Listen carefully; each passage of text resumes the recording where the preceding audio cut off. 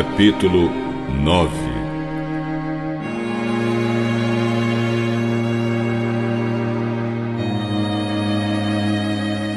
Jesus perguntou aos discípulos: o que é que vocês estão discutindo com eles?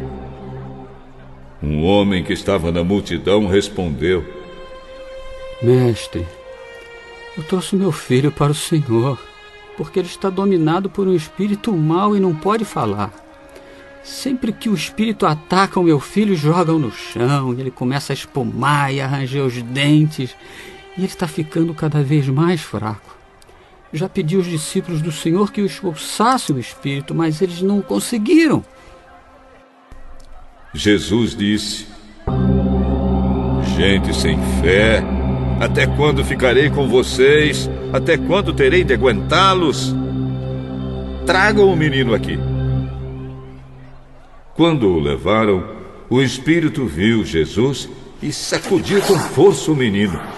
Ele caiu e começou a rolar no chão, espumando pela boca. Aí Jesus perguntou ao pai: quanto tempo faz que o seu filho está assim? Ele está assim desde pequeno. Muitas vezes o espírito joga no fogo e na água para matá-lo. Mas se o Senhor pode, então nos ajude. Tenha pena de nós. Se eu posso, tudo é possível para quem tem fé. Eu tenho fé. Ajude-me a ter mais fé ainda. Quando Jesus viu que muita gente estava se juntando ao redor dele, ordenou ao espírito mau: espírito surdo-mudo, saia desse menino e nunca mais entre nele. O espírito gritou, sacudiu o menino e saiu dele. O menino ficou como morto. Por isso todos diziam que ele havia morrido. Mas Jesus pegou o menino pela mão e o ajudou a ficar de pé. Quando Jesus entrou em casa, os seus discípulos perguntaram a ele em particular: por que foi que nós não pudemos expulsar aquele espírito? Este tipo de espírito só pode ser expulso com oração. Meus amados, eu fico imaginando quantas e quantas pessoas têm dúvida. Dúvida sobre tudo. Dúvida se deve permanecer o casamento. Dúvida se deve permanecer firme na fé, se deve permanecer na igreja ou não. Dúvida a respeito da sua vida, de decisões que devem ser tomadas. Tem pessoas com dúvidas de toda a espécie, muitas e muitas pessoas com dúvida a respeito da fé. Mas a dúvida, ela é uma coisa boa ou é uma coisa ruim? A dúvida é uma coisa boa, que gera crescimento? Sim. A dúvida faz com que você possa pensar mais e de forma assertiva decidir em uma decisão, em uma situação? Sim. A dúvida causou a um filósofo chamado Descartes a entender a sua máxima: penso, logo existo. Por causa da dúvida. Se eu penso, eu existo. Então a dúvida nesse aspecto é bom, porque faz com que você pense, faz com que você possa entender qual a maior direção, o maior caminho, o melhor caminho a ser seguido. Porque a dúvida, ela provoca a você ter uma reação. E sair do seu lugar de conforto é muito difícil. Tomar decisões que vão implicar na sua vida ou na vida de outros que você conhece é muito complicado, e isso gera dúvida no coração. E a dúvida, algumas vezes, de forma ruim, impede as pessoas de crescer, de desenvolver, de avançar. por causa de um outro sentimento que um dia iremos falar, por causa do medo. Então, a dúvida, olhando para o campo da fé, é contraditória à fé. É contraditória a crença em um Deus do impossível. É contraditória a realidade divina. É contraditória com o que cremos, o que acreditamos. Então, no campo da fé, duvidar é ruim demais. Porque no campo da fé, a igreja deve aprender a crer. E aqui nesse texto, eu li alguns textos, Salmo 177, que fala sobre dúvida, sobre angústia, sobre algumas coisas que estão acontecendo na vida do salmista, e ele está em dúvida, em crise até da sua fé, da sua crença. Mas esse texto aqui é tremendo, porque o homem declara assim: ajuda-me na minha falta de fé. Ele diz assim: eu sou extremamente duvidoso.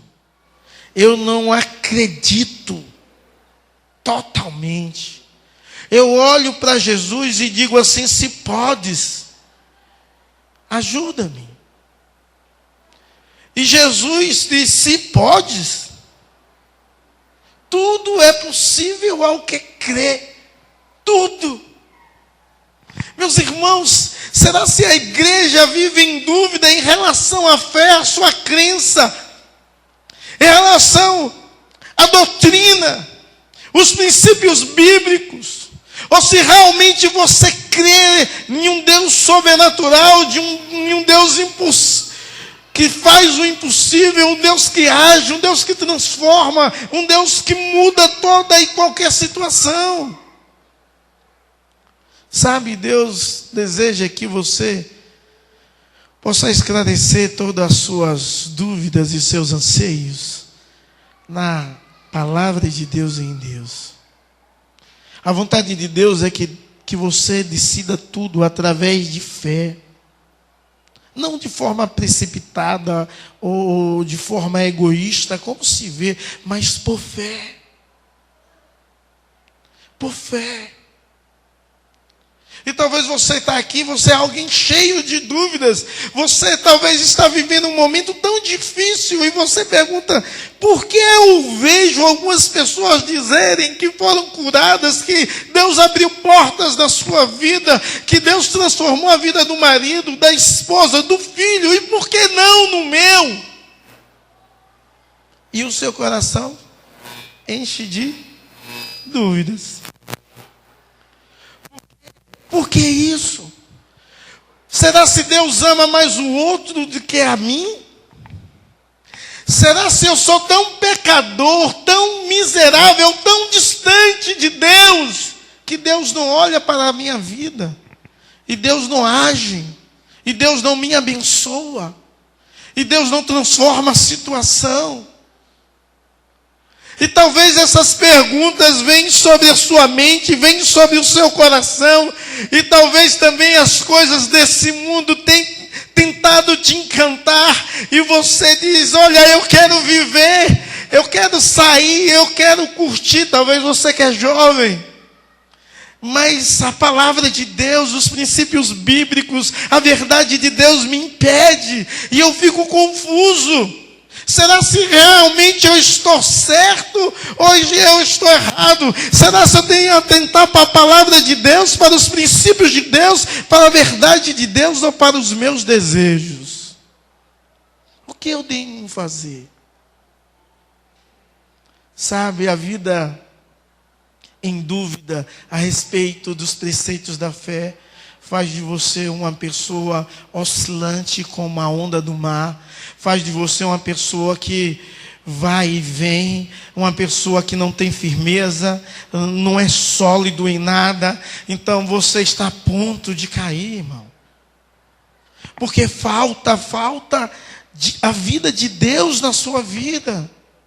E quando falamos de fé, nós prestamos atenção de uma forma extraordinária nesse texto e no componente de todas as pessoas. Jesus está no Monte da Transfiguração com 3 discípulos e os demais discípulos estão embaixo e um homem está desesperado porque o seu filho é endemoniado. E vocês podem ver nesse texto que há uma discussão dos escribas com os discípulos de Jesus. Então podemos ver que há uma fé racional dos escribas. Racionalmente, uma fé racional, não uma fé sobrenatural. Há uma fé religiosa da multidão que vai atrás de Jesus porque ele opera grandes milagres, grandes sinais. O registro do livro de Marcos foi fidedigno em citar, desde o capítulo 1 até esse momento, o capítulo 9, o quanto Deus operou através de Jesus Cristo, sinais miraculosos, extraordinários, magníficos, de toda sorte de enfermidades, de libertação de endemoniados, e inclusive ressuscitaram a criança. Então, a fé dessa multidão é uma fé religiosa. Não é uma fé de entrega, mas é uma fé de troca. E tem muita gente na igreja que vive essa fé. Uma fé religiosa, uma fé de troca. Eu sei que Deus pode, então se o Senhor me dá, eu vou te dar. Uma fé da barganha. Mas podemos analisar a falta de fé do pai do menino que declara isso, dizendo: ajuda-me a minha falta de fé. Declara a sua falta de fé. E talvez como naquela multidão, ou como aquele pai, ou como os discípulos, talvez você está aqui e você não tem mais fé. E talvez você pergunta: como aconteceu isso? Eu estou na igreja, o que houve? Qual foi o momento da minha vida que a incredulidade entrou? A quem eu dei ouvido, quem não deveria ouvir?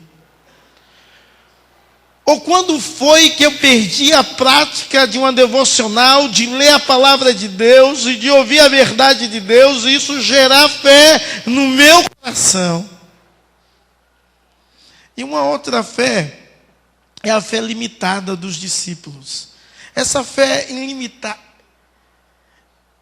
impotente, que não ministra nada, não traz cura, não traz salvação, não traz paz, gera confusão. É uma fé de falta de comunhão com quem produz a fé, de comunhão de quem produz o amor, de quem produz a crença verdadeira em nosso coração. Comunhão essa que os demais viveram lá no monte. 3 deles, Pedro, Tiago e João, mas os demais não. Faltava essa comunhão que o Senhor Jesus Cristo, em alguns dos evangelhos, diz: esse demônio só sai com oração e jejum.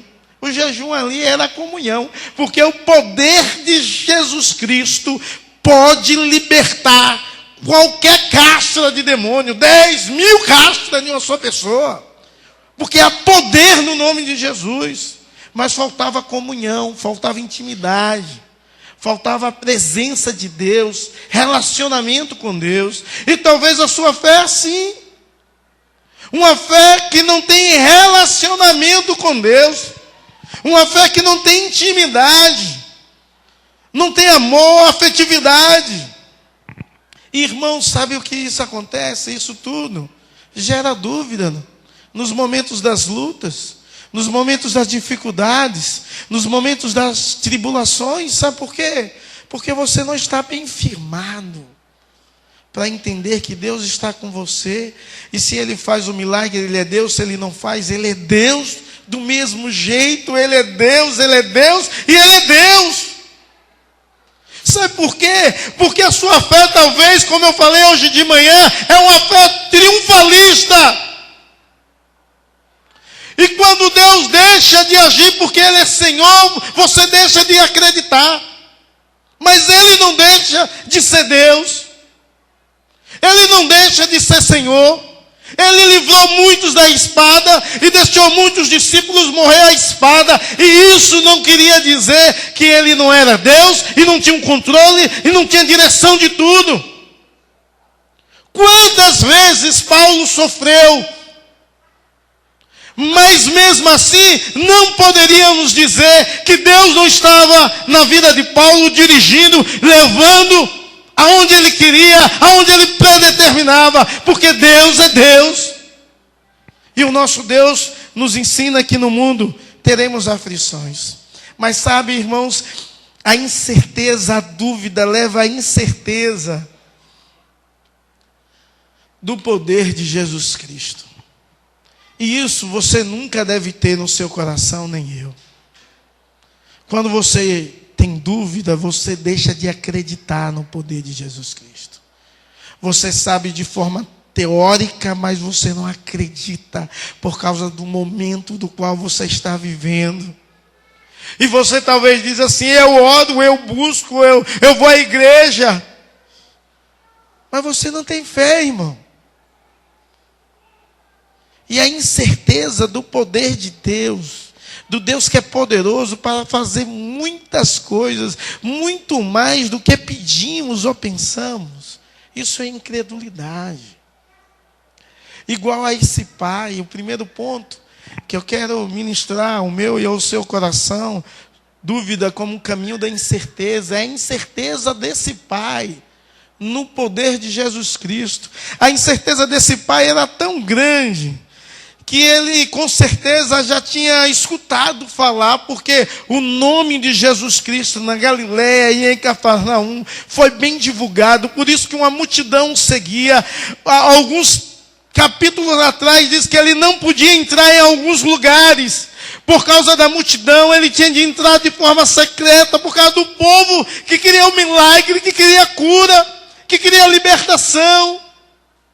Mas esse pai, ele não tem certeza do poder de Jesus Cristo. Porque ele nunca tem experimentado isso em sua vida. E agora ele é frustrado porque os servos, os discípulos de Jesus Cristo oraram pela criança e nada adiantou. Agora a incerteza aumenta no seu coração. Então quando Jesus desce, está aquela confusão, aquele tumulto, a discussão, os escribas questionando o poder do Senhor Jesus Cristo. E aquele pai olha Jesus e ele diz assim: olha, se podes, se porventura o Senhor pode alguma coisa, porque os seus discípulos não puderam, ajuda-nos. Porque o sofrimento era muito grande de um pai que tinha um filho que devia viver vigiando o tempo todo, porque ora o demônio entrava na vida dele e jogava no fogo ou na água para tirá-la a vida. Então esse pai não tinha sossego, não tinha paz. E a dúvida é muito grande, latente. Então ele disse: se podes, ajuda-nos. Sabe como esse pai é muita gente. Talvez você aqui está assim, desesperada. Há muita gente confusa e desesperada, querendo ouvir alguma palavra, ter alguma porta de escape, quer que alguém ministre alguma coisa sobre a sua vida. Está em um desespero tão grande, não sabem quem buscar. Mesmo se Jesus não pudesse, mas se ele pudesse alguma coisa, o pai disse: eu não vou perder essa oportunidade. Eu preciso de ajuda. Eu preciso que o Senhor me ajude. Esse pai demonstra nessa incerteza da sua vida que ele não conhece a Jesus Cristo. Ele demonstra que não sabe quem é Jesus, que não conhece esse Jesus do qual ele já ouviu falar. Ele não conhece totalmente ao ponto de acreditar que esse Jesus tem todo o poder no céu, na terra e debaixo da terra. Você acredita em Jesus assim? Como esse pai? Ou você acredita em um Deus que pode transformar? Ou você acredita em um Deus que pode restaurar? Ou você acredita em um Deus que pode mudar toda e qualquer situação? Ou você acredita em um Deus da paz que pode acalmar a tempestade, o caos da sua vida e pode gerar paz e vida em seu coração? Meus amados irmãos, é necessário que a igreja do Senhor Jesus Cristo possa conhecer Jesus Cristo. E talvez você não conhece quem é Jesus. Talvez você já ouviu falar de Jesus, mas você não conhece Jesus. Você não conversa com Ele. Você não anda com Ele. Você não se relaciona com Ele. Você não tem a mínima ideia de quem é Jesus. Porque você só conhece na sua mente. Mas o seu coração está muito distante de Jesus. Então não há como você acreditar. Não há como ter fé. Mas mesmo assim, você precisa da ajuda dele. Sabe por quê? Porque talvez em ninguém, ou nenhuma porta, ou nenhum lugar, você vai encontrar o que Jesus pode fazer. E Jesus, ele pode fazer você crendo, ou você não crendo. Jesus pode fazer você confiando, ou não confiando, porque ele é Deus, ou não. Quantas vezes ele encontrou uma pessoa e ele expulsou o demônio da pessoa? Ou o enfermo e ele curou. E não disse nada à pessoa. Algumas vezes ele olha e vê fé. Algumas vezes ele diz: a tua fé te salvou, porque eram pessoas que creem. Mas nem todas as vezes ele diz isso. Então, você precisa da ajuda de Deus. Você precisa de Deus na sua vida. Você precisa de Deus na sua família. Você precisa de Deus agindo. Peça a ajuda de Deus no seu casamento. Peça a ajuda de Deus. Porque a separação acontece por causa da incredulidade que Deus e a sua palavra têm poder de transformar o outro. A dureza de coração. Peça a ajuda de Deus para que Ele venha invadir e mudar toda e qualquer situação. Esse homem tem uma resposta de Jesus Cristo que ele não esperava. E isso leva mais incerteza da fé. Jesus Cristo parece até de forma irônica, diz: se podes? Usando a mesma palavra do homem. Tudo é possível ao que crê. Agora, a verdade é que Jesus disse: você crê? Porque se você crê, é possível. A verdade é, meu irmão, em meio à sua tribulação de vida, você crê? Ou você duvida? Você acredita que Deus pode? Ou você acha que Deus pode sim, mas não com você? Pode sim, só com o outro. Pode sim, na vida de outras pessoas, mas na sua vida não. Deus tem poder sim. Deus tem poder extraordinário para fazer coisas grandes, maravilhosas e miraculosas. Então, nesse Evangelho de Marcos, desde o capítulo 1, você vê Jesus Cristo curando um endemoniado em Cafarnaum. Você vê Jesus Cristo curando a sogra de Pedro. Você vê Jesus Cristo ainda no capítulo 1, exercendo e fazendo muitas outras curas. Você vê Jesus Cristo curando leprosos. Você vê Jesus Cristo operando milagres tão grandes. E quando você acaba o capítulo 1, diz: a sua fama corria toda a Galileia de um Deus, homem que curava, ressuscitava, transformava, abençoava até a sua sogra. Amém? Porque abençoou a sogra de Pedro. Então ele curava todo mundo. Então você pode ver um Deus que cura o paralítico. Um Deus que cura o homem da mão ressequida, capítulo 3. Um Deus que opera muitas curas no mar. Um Deus que cura um endemoniado lá em Gazareno. Um Deus que cura uma mulher, capítulo 5, que há 12 anos sofria de uma enfermidade. Um Deus que ressuscita uma criança que tinha 12 anos, a filha de Jário.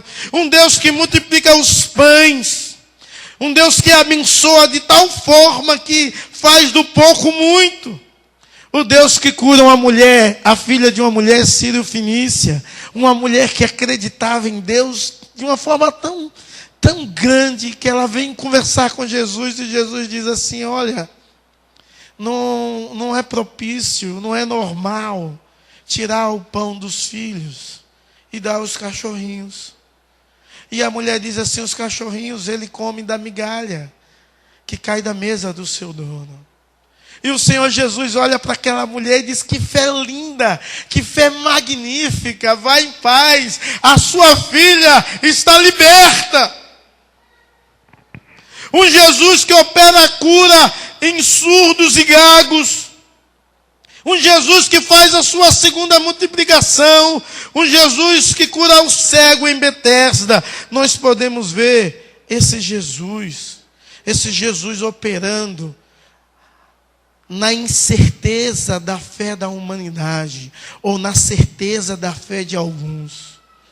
Agora, é necessário entender que seja na certeza da sua fé, tudo é possível. E na incerteza da sua fé, Deus tem poder para fazer.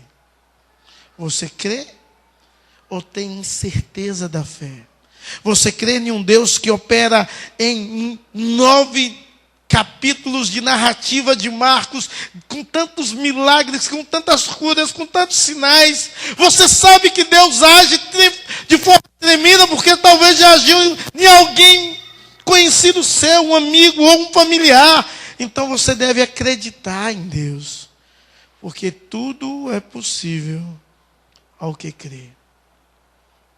Eu li há alguns anos atrás um livro chamado Heróis da Fé. Um livro fantástico, que fala a história de grandes homens de Deus, contemporâneos nossos. Um livro que fala de pessoas que exerceram uma fé tremenda. Nesse livro eu conheci a primeira vez que eu li a história de Jonathan Eduardo nesse livro.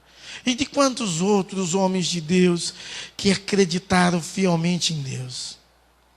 E quando eu comecei a ler esse livro, eu era novinho na fé. E eu fui ler Hebreus capítulo 11. E comecei a ler a galeria de fé.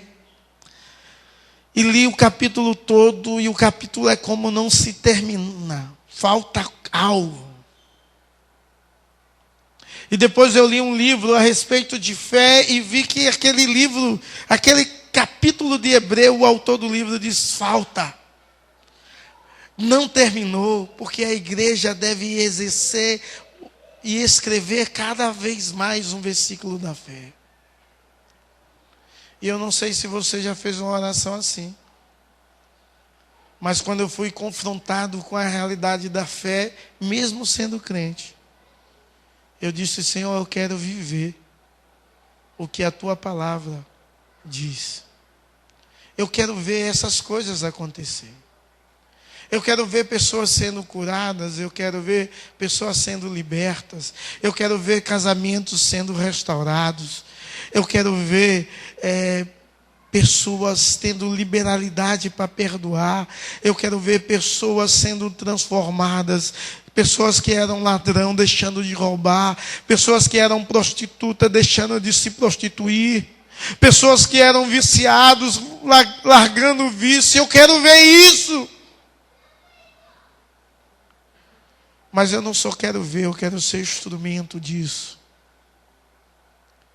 Sabe, irmãos, talvez você está aqui e tem tantas dúvidas, enquanto Deus poderia te usar como instrumentalidade dele, para gerar fé no coração de outros, através de quanto você acredita no poder de Deus. Se crês, tudo é possível ao que crê. Olhe para o seu irmão e diga assim: tudo é possível ao que crê. Sabe? Você sabe de tudo isso. Mas Deus quer que você viva por fé. Quer que você creia. E eu sempre falo que viver por fé não é como os missionários, aqueles que não têm salário. Isso não é isso. Viver por fé é viver continuamente na certeza que o seu amanhã pertence a Deus. E se Deus permitir, se Deus quiser, você vai ter um amanhã abençoado, porque você acredita nisso. Você vai ver os seus filhos crescerem. Você vai ver os seus filhos serem abençoados. Porque Deus tem um domínio sobre tudo, do qual você não tem. Mas você acredita. E você vê. E você vê. Tudo é possível ao que crê. Alguém perguntou a Poyong Chu sobre fé, e ele disse que fé é igual a uma gravidez. Que quando você está grávida, no primeiro mês não sabe, ou até mesmo no segundo, quando já sabe que está grávida, mas você não sente nada. Nada. Até o coração ir no médico e ouvir o coração bater. Ou o bebê se desenvolver e começar a mexer. Fé é isso. Fé é isso. E alguém disse a ele: então me explique essa fé. Ele disse assim: eu, há alguns anos atrás, engravidei de uma igreja gigante. Todo mundo dizia que era besteira. E eu dizia: vai acontecer. Não chegou o tempo. E a igreja de Poyong Chu é a maior igreja do mundo. A maior igreja do mundo. Eu nunca tive lá.